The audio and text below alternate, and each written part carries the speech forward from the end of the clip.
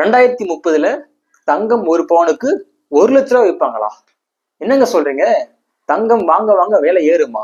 மழைக்காலம், வெயில் காலம், குளிர்காலம் இதெல்லாம் கூட அப்பப்ப சீசன் மாறி மாறி வரும். ஆனா அந்த தங்கத்துக்கு மட்டும் சீசனே கிடையாதுங்க. அந்த அளவுக்கு தங்கம் எப்பயுமே ஒரு ஹாட்டா இருக்கும் ஒரு மார்க்கெட்ல. அதாவது ரேட்டு மேக்சிமம் ஹையர் ஆகிட்டே இருக்கும், குறையவே குறையாது. இப்படி இருக்கும்போது ரீசெண்டா ஒரு தங்க வியாபாரி சொல்லியிருக்காரு, 2030 தங்கமோட ரேட்டு, அதாவது ஒரு பவுனுக்கு 1 லட்ச ரூபாய், 1 ரூபா 2 ரூபா இல்ல, 1 லட்ச ரூபாய் சொல்லியிருக்காங்க. தங்கம் மேல ஏன் இவ்வளவு வேகம் ஏறுது, அதுக்கான காரணம் என்னன்றத நம்ம இந்த வீடியோல தெரிஞ்சுக்கலாம். அதுக்கு முன்னாடி சேனலை சப்ஸ்கிரைப் பண்ணாமனா மறக்காம பண்ணிடுங்க.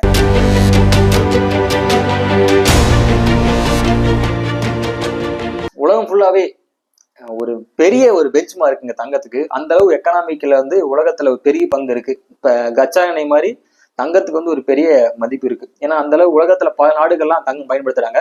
அதுலயும் குறிப்பா நம்ம இந்தியா, சைனாவில் தங்கத்தோட பயன்பாடு அதிகமா இருக்கு.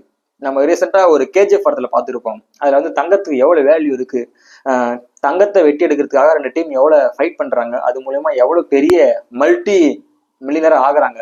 அந்த அளவுக்கு தங்கத்துக்கு பெரிய ஒரு மார்க்கெட் இருக்கு.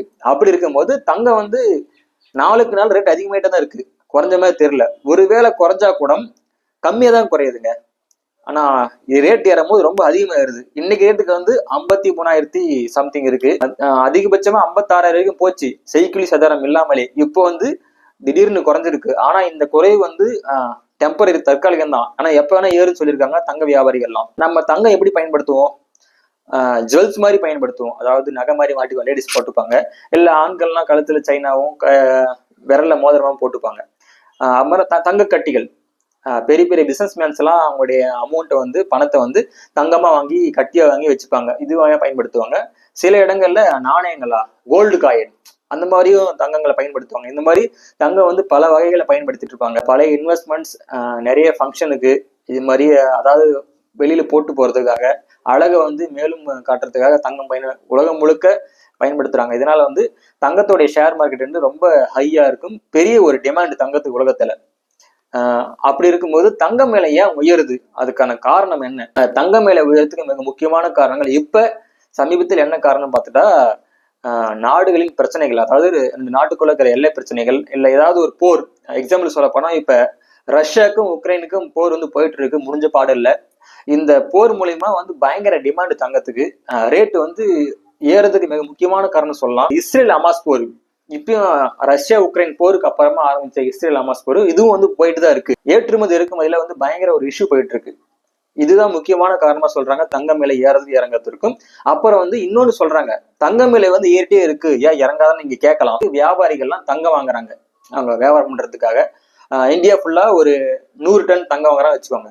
இன்னைக்கு ஒரு ரேட் இருக்கு 53,000 ஒரு உதாரணத்துக்கு. இது அடுத்த மாசம், அதுக்கு அடுத்த மாசம் இந்த 100 டன்ன்றது ஒரு 120 டன்னா வாங்கும் போது அதோடைய விலை பவுனுக்கு குறைய வாய்ப்பே இல்லை. வாங்க வாங்கதான் விலை அதிகமா இருக்குமா அப்படின்னு வியாபாரிகள் சொல்றாங்க.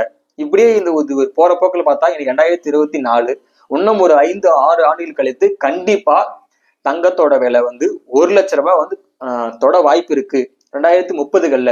அந்த அளவு தங்கத்தோட விலை கணிசமாலாம் இல்ல, ரொம்ப வேகமா, ரொம்ப ஹையா உயருன்னு சொல்றாங்க வியாபாரிகள்லாம். நம்ம இன்னைக்கு ரேட்டுக்கு ஒரு அமெரிக்க டாலர் 83 ரூபா 53 காசுகள். ஒரு அமெரிக்க டாலர்னா இந்திய மதிப்புல 83 ரூபா 53 காசுகள். இதோடைய சரிவு சந்திக்கும் போது 84, 85 உயரும் போது தங்கத்தோட விலையும் ஆட்டோமேட்டிக்கா உயரும். அது காரணம் ஒரு பணவீக்கம்னு சொல்லுவாங்க. அதாவது உள்நாட்டு உற்பத்தியில சில மாற்றங்கள் வரும்போது டாலரோட மதிப்பு அதிகமாச்சுன்னா கண்டிப்பா தங்கத்தோட விலையும் உயருமா. குறிப்பா இந்த அட்சய திருதியை காலங்கள்லாம் அதிகமா தங்கம் விற்பனை ஆகும். அப்போ விலை குறைவும் ஏற்பட வாய்ப்பு இருக்கு. ஆனா அதுக்கு முடிஞ்சு விலை ஏறிடும். தங்கம் குறைஞ்ச மாதிரி தெரியல, ஏறிட்டே தான் போகும். இதுக்கு பல உலக பிரச்சனைகள் பல இருக்கு. இதெல்லாம் பார்த்து தங்கம் வாங்கத்தை விட்டுறாதீங்க.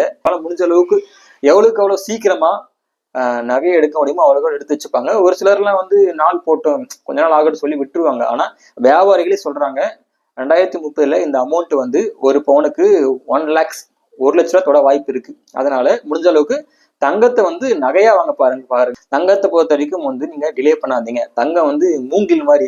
இப்போ மூங்கில்லாம் எவ்வளவு வேகமா ஒரே வாரத்துல பார்த்தா ஒரு 1/4 அளவு வளர்ந்துருக்கும் மூங்கில்லாம். அதே மாதிரிதான் நீங்க தூங்கும் போது ஒரு ரேட்டா இருக்கும் தங்கம், அதே காலையில முடிச்சு பார்த்தா ரூபாய் 3000 சம்திங் ரேட் மாதிரி இருக்கும். அந்த அளவு தங்கத்தோட வந்து எப்பயுமே ஹை பீக்ல இருக்கும். இந்த வீடியோ பிடிச்சிருந்தா லைக் பண்ணுங்க, ஷேர் பண்ணுங்க, கமெண்ட் பண்ணுங்க. நன்றி, வணக்கம்.